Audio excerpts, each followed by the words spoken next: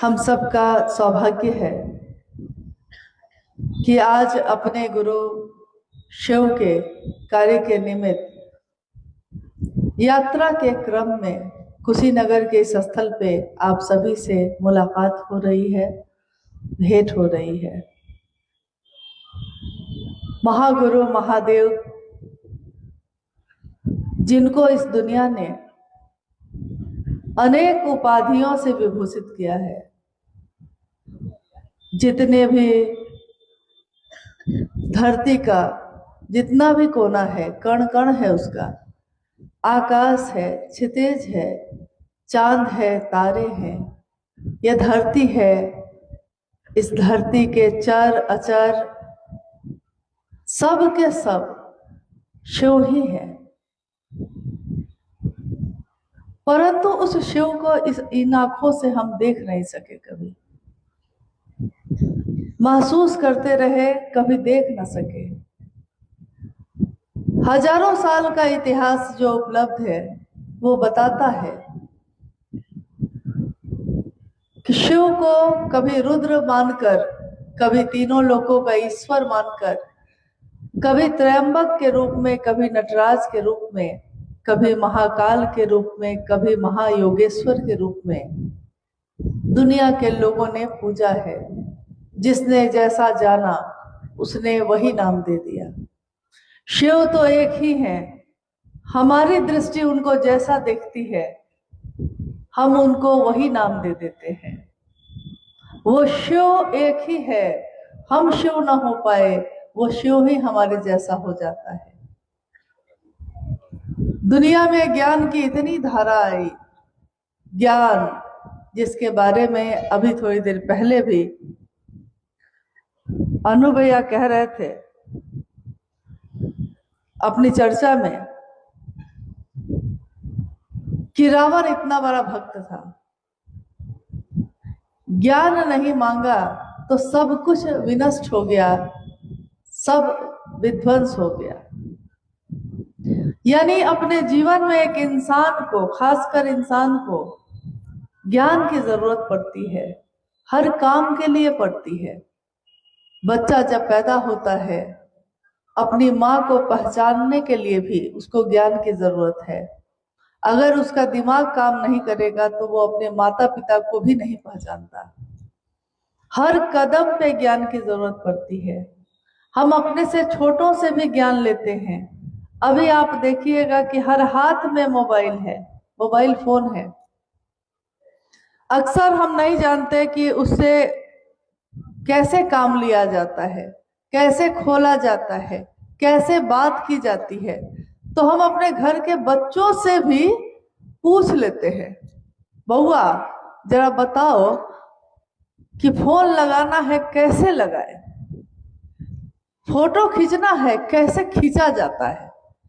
यानी हम छोटे से छोटे बच्चे से भी जगत का ज्ञान लेने के लिए संकोच नहीं करते हैं, उससे पूछ बैठते हैं और सीख भी लेते हैं। इससे में हमारा अहंकार आहत नहीं होता, हमारा अहंकार इससे घायल नहीं होता कि हम जगत की चीजों के लिए उम्र में किस स्तर का कोई है, लेकिन जैसे ही आध्यात्मिक ज्ञान की बात होती है तो हमारी आंखें आकलन करती हैं कि अरे ये बताएगा मुझको। जिसको पढ़ने लिखने नहीं आता, जिसने कभी शास्त्रों का अध्ययन नहीं किया है, जिसने कभी साधुओं की संगति नहीं की, वो मुझको क्या बताएगा। लेकिन महादेव का ज्ञान उतरता है तब शास्त्र आरेखित होते हैं, और महादेव का ज्ञान तो किसी में उतर सकता है। वो भेद नहीं करते। महादेव ने कभी भेद नहीं किया। महादेव ने न जाति बनाई, न धर्म बनाए, न वैमनस्यता बनाई, न नफरत बनाया। महादेव ने तो करुणा की बरसात की। महादेव ने तो सबको एक जैसा बनाया, मानव का मानव से प्रेम करना सिखाया। हम आकर भूल बैठे। हम जब महादेव को भूल बैठेंगे तब हम धर्म बनाएंगे, तब हम संप्रदाय बनाएंगे, तब हम बांटना शुरू करेंगे, जातियों में भी जातियों में, कुल में, गोत्र में, नक्षत्र में, देश में, राज्य में, जिला में, यानी क्षेत्रों में भी। यानी बांटते बांटते जब हम अपने पिता से कोई संपत्ति पाते हैं और सोचते हैं कि 4 भाई है, बांट लेते हैं, 4 भाइयों में बांट दिया, अब उनके बेटों में बांटेंगे, अब उनके भी बेटों में बांटेंगे, तो बांटते बांटते एक दिन बांटने को कुछ भी बाकी नहीं रहता है। तब क्या होता है? तब महादेव एक ऐसी बयार लाते हैं, एक ऐसी हवा चलती है जो इन सारी चीजों को एक कर देती है। यानी एक दिन शिव जीव बना, एको हम बहुश्याम। शिव एक है, उन्होंने सोचा कि मैं एक से अनेक हो जाऊं, तो एको हम बहुश्याम, एक से अनेक हुए, शिव से जीव बना। और अब जीव फिर से शिव बनने की यात्रा में है। मनुष्यात्मा का उस परमात्मा से एक हो जाना ही आध्यात्मिक उत्कर्ष कहलाता है। आध्यात्मिक उत्कर्ष का अर्थ होता है कि आध्यात्म की जो दुनिया है उसमें हमारा मन ऊर्ध्वमुखी हो, ऊपर की तरफ बढ़े, संकीर्णताओं से मुक्त हो जाए, ईश्वर से मिलने की चाहत करे। इंसान से मिलते मिलते वो ईश्वर से मिलने लगता है। इतने साधु संत, इतने प्रवचन, इतने सत्संग, इतने कथा वाचनों के सुनने के बाद भी इंसान में इंसान के लिए प्रेम न हो सका। इतने आंदोलन हुए, इतनी क्रांतियां हुई, लेकिन मानव का जागरण नहीं हो सका। और जब इस कालखंड में एक बालक का जन्म होता है, जिनको दुनिया ने नाम दिया साहब हरिंद्रानंद, दुनिया ने ही शिव को नाम दिया, दुनिया ने ही साहब को साहब कहा है। और उन्होंने एक ऐसी हवा चलाई, एक ऐसी ज्ञान की धारा चलाई, जिसमें जितनी पतली पतली धाराएं थीं, सब की सब मिलते चली गई। शिव का ज्ञान महासमंदर है और दुनिया की सारी ज्ञान की धाराएं उसमें मिलती चली जाती हैं और वो शिव से जाकर मिल जाती है। इसी का परिणाम है आज जो शिव शिष्यता की व्याप्ति है।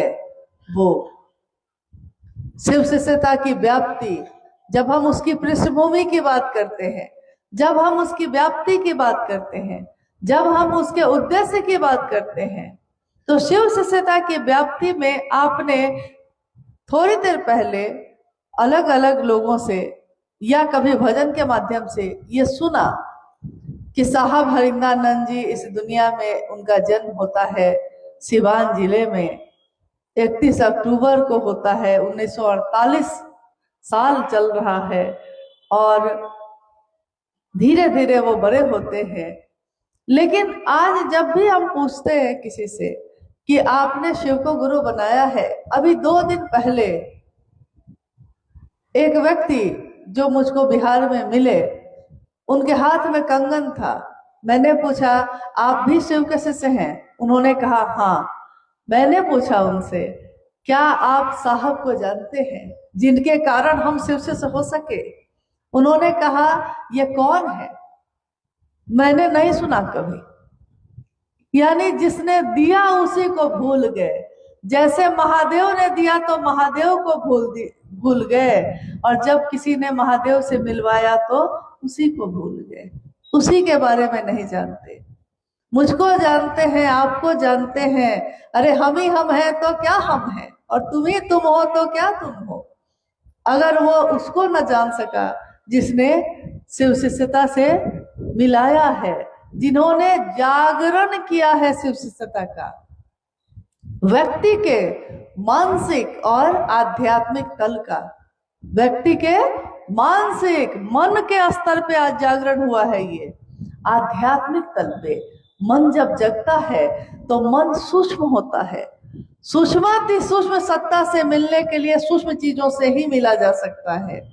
महादेव से मिलने के लिए भाव स्तर पे ही संपर्क हो सकता है। महादेव को गुरु बनाने के लिए विश्वास या अविश्वास दोनों चलेगा, परंतु अगर हम चाहते हैं जुड़ाव हो जाए, एक रिश्ता बन जाए, तो ये रिश्ता बनाने के लिए भाव जरूरी है। ये भाव होगा कैसे? क्योंकि अभी आपने लगातार सुना कि 3 सूत्रों के बारे में सुना। 3 सूत्र करते क्या है? ये 3 सूत्र हमको करना क्यों है? किसके कहने से कर रहे हैं और इसका परिणाम क्या होगा? थोड़ा आइए हम लोग उस पर रोशनी डालते हैं, जितना भर मेरा सामर्थ्य है, क्योंकि सामर्थ्य महादेव का असीम है, हमारी आपकी सीमा है। उसके आगे समझना होगा तो महादेव से ही संपर्क करना होगा। जितना भर हम लोगों ने साहब और दीदी से जाना है, उतना भर बताने की कोशिश करते हैं। जब साहब ने देखा कि शिव जगह है और दुनिया सोई है, तो साहब के मन में एक आध्यात्मिक आह्लाद पैदा हुआ। आध्यात्मिक आह्लाद का अर्थ होता है जो दिल में पैदा हो, खुशी पैदा हो गई है दिल में, आह्लाद, आनंद। और इस आनंद में वो इतना डूब गए हैं कि वो चाहते हैं कि दुनिया का हर व्यक्ति इसमें डूब जाए। ये चाह रहे हैं साहब। चाहत देखिए क्या है, शिव के लिए शिव को चाहना, यह है चाहत उनकी। और जब आध्यात्मिक आह्लाद पैदा हुआ तो उन्होंने देखा कि दुनिया के लोग तो महादेव के लिए सोए हुए हैं, लोगों के दिल में महादेव है, महादेव का बीज है, परंतु वो बीज चुपचाप एक कोने में पड़ा हुआ है। सबके दिल में भाव प्रकट है, लेकिन किसके लिए? सबके दिल के भाव प्रकट है, मेरा पति, मेरी पत्नी। पति का भाव है, पत्नी का भाव है, मेरी माँ, मेरे पिता, यहाँ पुत्र का भाव है, पुत्री का भाव है, मेरा भाई, बहन का या भाई का भाव प्रकट है, दुश्मन, मेरा दुश्मन, दुश्मन का भाव भी प्रकट है, मेरा मित्र है, मित्रता का भाव भी प्रकट है। तो साहब श्री देख रहे हैं कि ये इंसान जो है, इंसानों की ये जो दुनिया है, इसमें दुनिया के, जगत के सारे भाव प्रकट हैं, परंतु शिव के लिए कोई भाव प्रकट नहीं है। तो उन्होंने देखा कि आखिर ये शिव का भाव कहाँ छिप के बैठा है जो प्रकट नहीं हो रहा।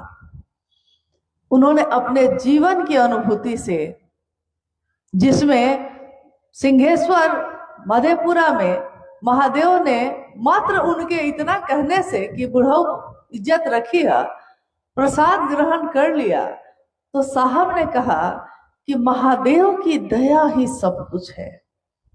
उन्होंने अपने जीवन के 1974 में जब उन्होंने शिव को गुरु माना, उस समय से लेकर 1986-82 तक में जो चीजें घटित हुई थी, देखा था, उस आधार पर उन्होंने कहा कि सब कुछ किया जा सकता है, परंतु अगर आप दुनिया की मदद करना चाहते हैं, अगर आप लोगों का कल्याण करना चाहते हैं, अपना भी दूसरों का भी, तो इसमें शिव मदद करते हैं, बहुत ज्यादा मदद करते हैं। तो उन्होंने पहला सूत्र बनाया। पहला सूत्र क्या है? सबको ही को पता है। पहला सूत्र क्या है, जिसमें हम क्या बोलते हैं? मन ही मन अपने गुरु शिव से हम बोलते हैं। क्या बोलते हैं? दया मांगना बोलते हैं, बस इतना ही बोलते हैं। कभी भी पूरी की पूरी बात सुनिए, कभी भी पूरी बात समझिए। पहले सूत्र में हम क्या बोलते हैं? बोलिए आप लोग, क्या बोलते हैं? मन ही मन की बात हो रही है, तो मन ही मन आप हम कहते हैं, हे शिव, आप मेरे गुरु हैं, मैं आपका शिष्य हूं, मुझ शिष्य पर दया कर दीजिए, यही कहते हैं। हे शिव, आप मेरे गुरु हैं। आप किसके हैं? दुनिया के हैं, जगत गुरु हैं, महागुरु हैं, गुरुओं के गुरु हैं, परंतु हे शिव, आप मेरे गुरु हैं। यहाँ अब दुनिया नहीं है। कौन है? मैं। और कौन है? मेरे गुरु। तो मैं और मेरे गुरु, मैं अपने गुरु शिव से ये कह रही हूं, हे शिव, आप मेरे गुरु हैं, मैं आपका शिष्य हूं। ये मैं जो है, ये मैं कौन है? साहब ने कहा कि अगर आपके दोनों हाथ बदल दिए जाए, आपके शरीर का अंग प्रत्यंग बदल दिया जाए, आंखें बदल दी जाए, किडनी बदल दिया जाए, दिल बदल दिया जाए, तब भी आप रहिएगा कि नहीं?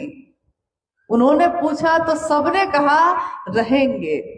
साहब ने कहा कि ये जो कहता है मैं हूं, रहूंगा, ये कौन है? क्या ये शरीर है? क्या ये आकार है? क्या ये मूर्ति बोल रही है? क्या ये तस्वीर बोल रही है? या कोई इंसान का शरीर बोल रहा है? नहीं, ये बोल रहा है वो जो चेतना है, जो ऊर्जा है आपके अंदर, जिसने आपको जीवित रखा है। और ये ऊर्जा निकल गई तो यही शरीर जो अभी आपका है, अब आपका नहीं है। शरीर की मौत हो गई। यानी ये जो बोलता है मैं, तो जब हम पहले सूत्र में कहते हैं मैं आपका शिष्य हूं, तो क्या ये शरीर उनका शिष्य है कि मेरे अंदर की जो चेतना है वो कह रही है हे शिव, मैं आपका शिष्य हूं, मुझ शिष्य पर दया कर दीजिए, मुझ शिष्य पर दया करिए। यहाँ कौन है? मैं जो शिष्य हूं।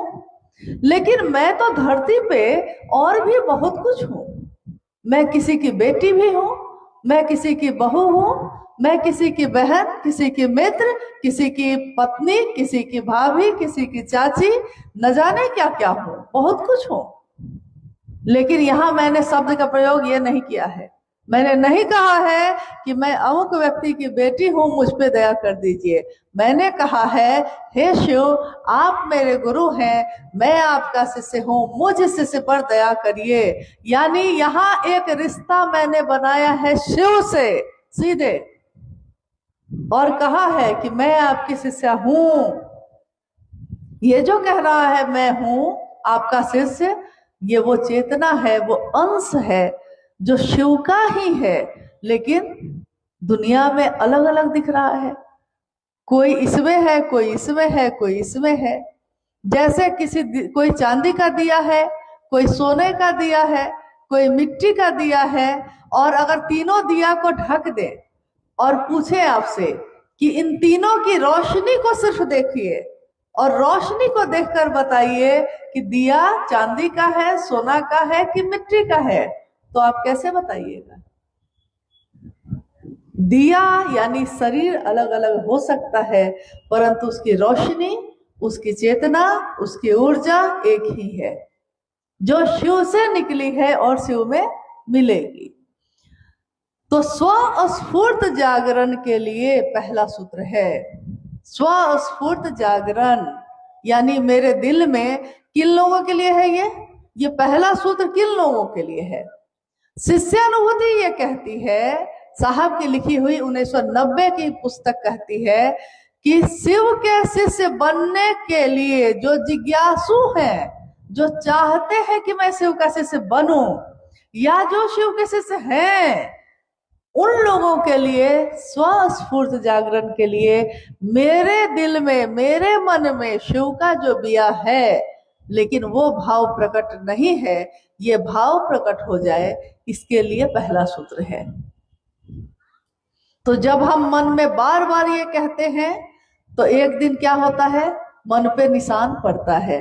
जैसा अभी अनु भैया आपको कह रहे थे कि कुएं के मुंडेर पे एक नाजुक सी रस्सी, पतली सी रस्सी, रसरी आवत जात है, सिल पे परत निशान। रसरी पतली सी है, आई है और गई है, पत्थर तो कठोर है, सबसे कठोर तत्व है, लेकिन निशान किसका पड़ा? पत्थर का कि रस्सी का? रस्सी का, क्योंकि वो बार बार आई है और गई है, बार बार फेरा गया है उसको। तो जिस तरह उस मन पे हम बार बार ये कहते हैं हे शिव आप मेरे गुरु हैं, मैं आपका शिष्य हूँ, मुझ शिष्य पे दया कीजिए। मन से, मन की गति बहुत तेज है, बहुत तेज। सबसे तेज गति दुनिया में किसकी है? मन की। अभी हम बैठे हैं यहाँ, और अभी अगर हम जाना चाहे अमेरिका, जा पाइएगा कि नहीं? मन से तो चले जाइएगा। मन को पासपोर्ट की जरूरत है? मन को गाड़ी और हवाई जहाज की जरूरत है? मन तो उन्मुक्त है।